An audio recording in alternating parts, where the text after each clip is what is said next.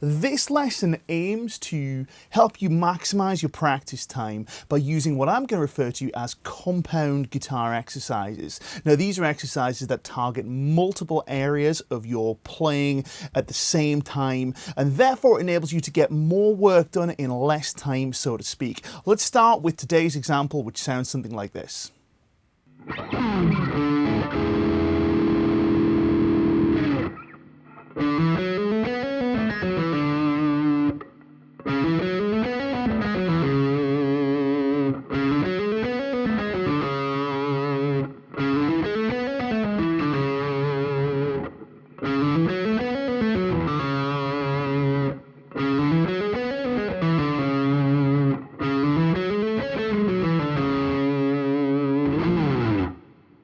So this is the Note-omitted legato drill, and it's a really powerful exercise, not only for developing accuracy and speed in your legato playing, but also for developing finger independence, and most critically, it develops an awareness of your note choice, what it is that you're playing, what it is that you want to play, a sense of deliberate intent around your playing, and it breaks up patterns because it stops you from rattling up and down scale shapes like this.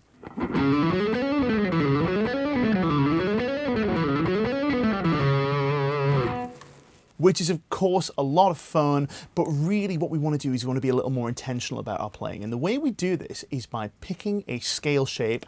I have chosen this one here. We're essentially playing a D Lydian scale, and we're placing the root of the scale on our second finger. We're going to be on the 5th fret, and the scale notes we've chosen are going to be C sharp down here, which is finger number 1 on fret number 4. We're going to have finger 2 on fret number 5. This is all in the A string, by the way. Finger 4 is going to be on fret number 7. So we have a 1, 2, 4 shape. And then on the next string, we're going to have a 1, 3, and 4 shape. And then we'll finish it off with, hypothetically, a 1, 3, and 4 shape, but we're only actually going to use fingers 1 and 3. So we're going from C sharp to C sharp, but it's giving us a D Lydian type sound. It's going to sound like this.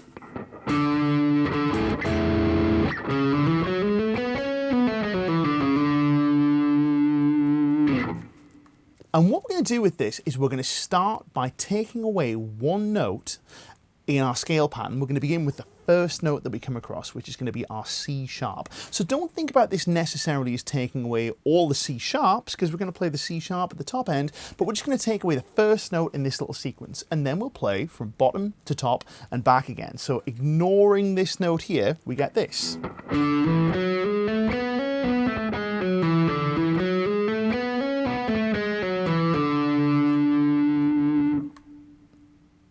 Now that's deceptively easy because we play these kind of patterns all the time. The next thing we're going to do though is we're going to shift our omitted note up one. So we're going to take away the second note in the pattern, which in this case is going to be this D note right here, which gives us this.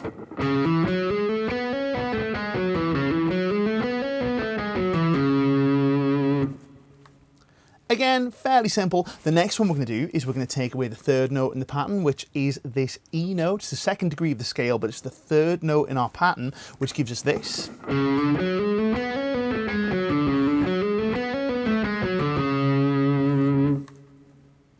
The next one we're going to do, which is trickier again, is we're going to take away the fourth note, which is the first finger on this F sharp note right here on our D string, gives us this.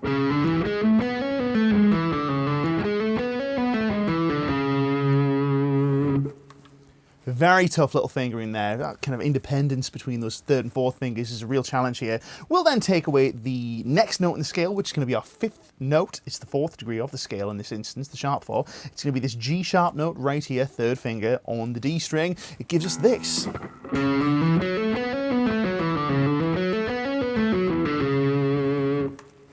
We'll then take away the 6th note in the scale, which is going to be the 5th degree. It's going to be this A note right here. 6th note, count them, 1, 2, 3, 4, 5, 6. And it's going to give us this. And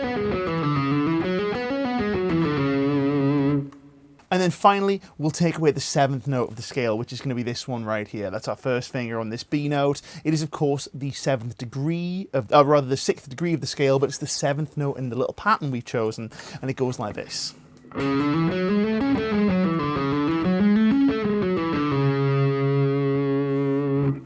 Now, I have chosen a deliberately tricky scale shape for this one. If you want a slightly easier time of it, you could take something simpler where the fingering is kind of more symmetrical. So let's say, for argument's sake, you wanted to take an A Mixolydian type scale. You're going to play this kind of chord.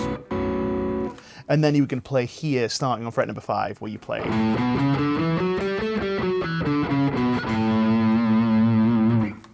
Now that's going to give you a much easier time of it because the fingers involved are kind of more symmetrical. I have chosen this scale shape to make it more tricky. So again, you can scale this, kind of the difficulty of the exercise depending upon which scale shape you choose. But I think this D-Lydian is a really, really good one because it forces you to kind of work on that 3rd and 4th finger independence while you're still working on both control mentally and physically. It's a really powerful exercise. You're going to be practicing this one a whole lot, I'd imagine. You'll get loads of mileage out of it, so make sure you change your strings first. Best way to get a convincing legato sound is nice new strings. If you stick Elixirs on your guitar, of course they're going to last for ages, so you'll get more practice time out of your strings.